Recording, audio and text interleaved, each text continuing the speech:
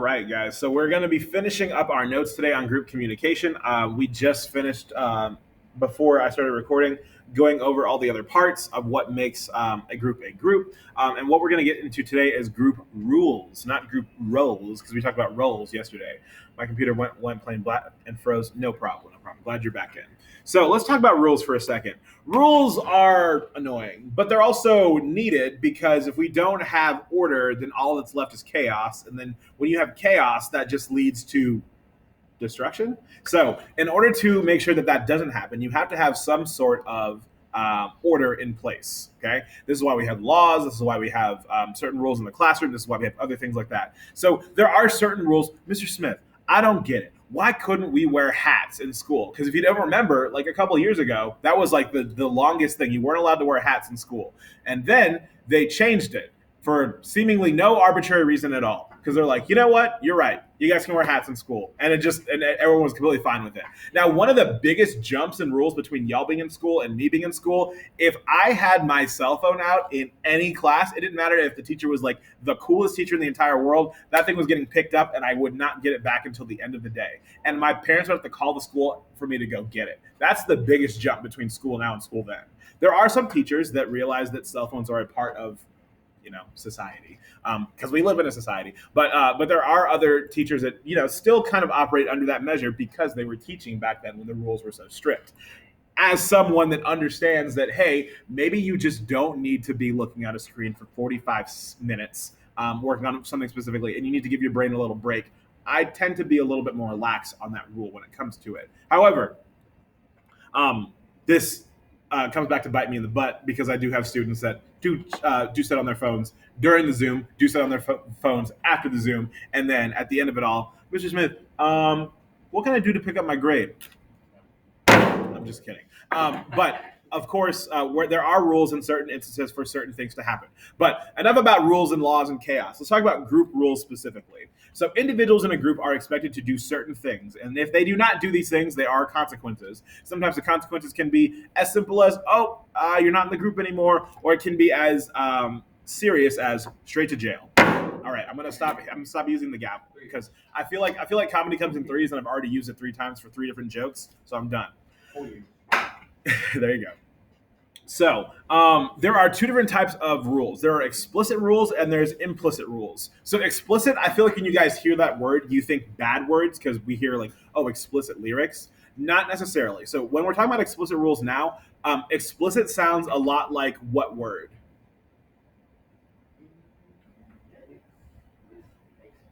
Explain, exactly. You're right. You're perfectly right, Matt. So, explicit and explain are very similar because when you're explaining something, you're saying it out loud, right? So, if a rule is explicit, that means that it's been discussed and, in certain cases, documented so that all the group members are aware of them. Okay, so when you join NHS, they will give you a list of the charter and all the things that you have to follow. Some of you guys might have just been inducted into NHS. Those of you that are sophomores will get inducted next year. Those of you that are seniors are finishing up your current year in it. But either way, those rules are written down. They talk about service hours. They talk about how you have to help the community. They talk about how you have to maintain a high grade point average, all of that good stuff, right? All of those are explicit rules that are talked about in the group. But there are also implicit rules. Now, implicit sounds like another word that you might know, you might not. Does anyone have a guess as to what implicit also sounds like? Imply, exactly. Matt is on fire today. So when it comes to implicit rules, these are rules that are implied. Now, if something is implied, it is not explicitly stated. It's not explained.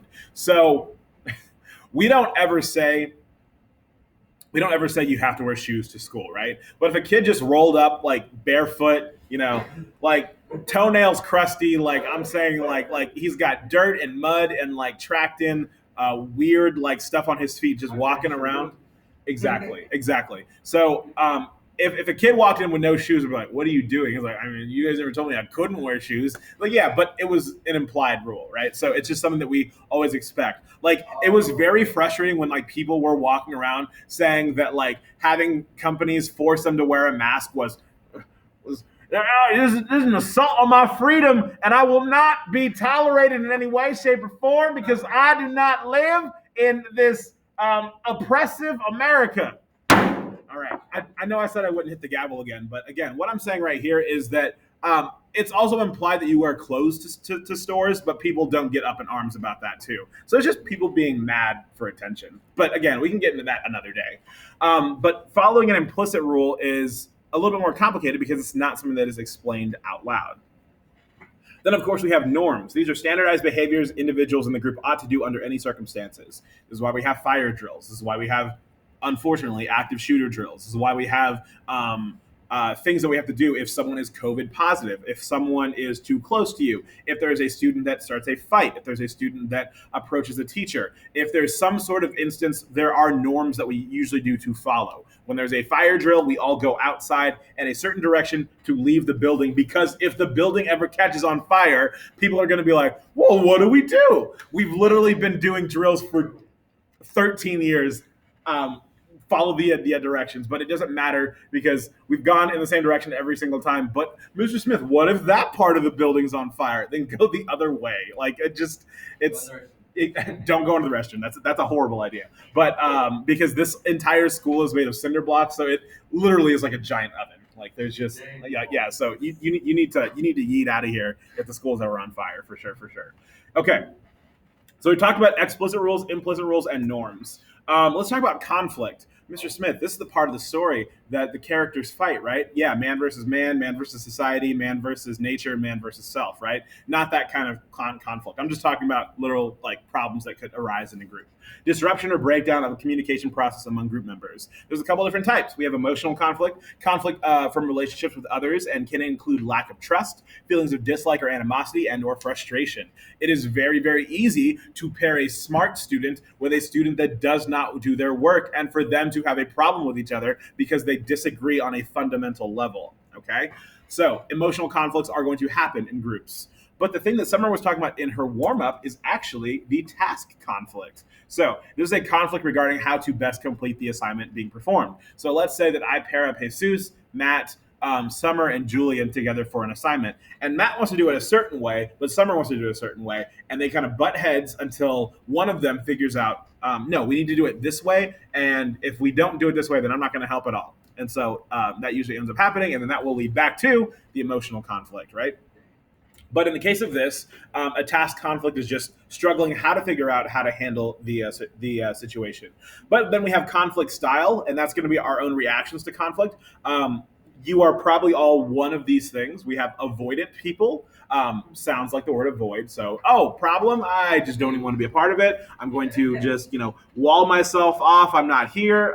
Just ignore. I'm not part of this. I don't agree. I'm turning off my video because I don't even want to be a part of it. But of course, I'm actually kidding. So that's one. Then we have disruptive. So disruptive conflict reaction is basically if two students are fighting and you walk in them and you say, hey, knock it off. Or, a loud sound, for example. I don't know if you want to do something like that. That would be a way to disrupt their conflict and hopefully bring them towards a conflict resolution. And then the last one is integrative. Now, this is where you get involved. When you decide to join in the conflict, either for better or for worse, to hopefully lead it to resolve and not exacerbate it. And if you don't know what that means to make it worse. So if you have two people fighting, you walk in and be like, all right, guys, so you're fighting about this and you're fighting about this, but what about this? And so then you bring that you bring that up, and so the conflict might get worse. But again, involving yourself, integrative conflict reaction, that's what teachers are trained to do. If students are fighting, we are trained to literally get in the middle of it. Okay, and so because of that, that is how teachers are supposed to respond. Oh, you're talking about my background is Master Roshi home. Yes, he's never home though, because they forget about that setting after the first season of the show. But again, we can talk about Dragon Ball Z's many, many mistakes another day. But we are done with our notes on group communication, guys. Well done, well done. Thank you to everyone that was helping out in the chat. And hopefully you guys have a better understanding for how to talk in groups and how to resolve things.